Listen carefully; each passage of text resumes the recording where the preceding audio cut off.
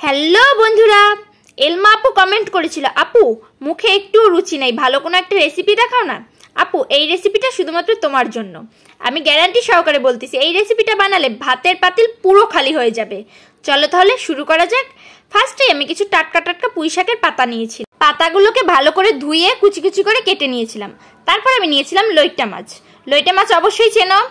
কয়েকটা লইটা মাছ ভালো করে কেটে ধুয়ে পরিষ্কার করে ব্লেন্ডারে দিয়ে দেবো। তারপরে দিয়েছিলাম 4 থেকে 5টা কাঁচামরিচ, একটুখানি পেঁয়াজ কুচি আর রসুন কুচি দিয়ে একটা ঘুল্লি দিয়ে নেব। তোমরা চাইলে পাটায়ও বাটতে পারো, আমার মনে হয়েছে ব্লেন্ডারে সুবিধা হবে তাই আমি ব্লেন্ডারে দিয়েছি। নিপিস করে ভালো করে বাটা হয়ে গেলে আমি চুলোতে দিয়ে দেবো একটুখানি পেঁয়াজ দিয়ে ভালো করে পেঁয়াজটা আমি ভেজে নেব। পেঁয়াজটা ভালো করে ভাজা হয়ে গেলে ওর ভিতরে দিয়ে দেবো আমি সেই বেটে রাখা মশলাটা। দিয়ে দেবো একটুখানি হলুদের গুঁড়ো, একটুখানি শুকনো মরিচের গুঁড়ো আর দিয়ে দেবো একটুখানি লবণ। এই রেসিপিটায় যত ঝাল দেব তত বেশি টেস্ট হবে, এটা একটা ভর্তা টাইপের।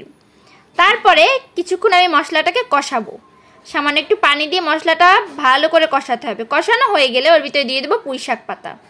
এইটা দেখতে যতটা সুন্দর, খেতে তার তো হাজার হাজার হাজার গুণ মজাদার ছিল। আর অনেকে ভাবতে পারো লইটে মাছ দেওয়ার কারণে ভর্তাটা হয়তো পুরোটা কাটা কাটা হয়ে গেছে, না, লইটে মাছের কাটা এমনিই নরম হয়, আর ব্লেন্ডারে দেওয়ার কারণে এই কাটাটা পুরো নিপিস হয়ে গেছে, কাটার কোনো চিহ্নই খুঁজে পাবে না। এই জন্য খেতে ভর্তাটা আরো বেশি টেস্ট লেগেছে। তারপরে ঢেকে ঢেকে রান্না করা হয়ে গেলে এটাকে একদম ভাজা ভাজা করে নিতে হবে, একটুও যাতে পানি না থাকে, যত ভাজবো তত মজা হবে। তারপরে সবশেষে আমি রসুন আর পেঁয়াজ ভালো করে ভেজে বাগার দিয়ে দেবো। একদম ভাজা ভাজা করে আমি তুলে নিয়েছিলাম। দেখো এটা দেখতে কতটা সুন্দর হয়েছে, আর এটা খেতে অনেক অনেক অনেক মজাদার। আমার রান্না করা সব রেসিপির মধ্যে এইটা একটা সেরা রেসিপি, আর তোমরা অবশ্যই ট্রাই করো। গরম গরম ধোঁয়া ওঠা ভাতের সাথে এটা খেতে খুবই মজা ছিল, আর তার সাথে ছিল বোম্বাই মরিচ। এটা এত টেস্ট ছিল যে আমি কড়াইতে বসে গেছি।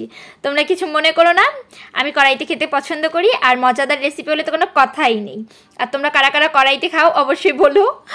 আর ভিডিওটা ভালো লাগলে অবশ্যই লাইক করো, কোনো কিছু জানার থাকলে কমেন্ট করো, আর সাবস্ক্রাইব তো অবশ্যই করবে। আর হ্যাঁ, তোমাদের কাছে অনুরোধ, অবশ্যই রেসিপিটা ট্রাই করবে, আর কিছু করো আর না করো।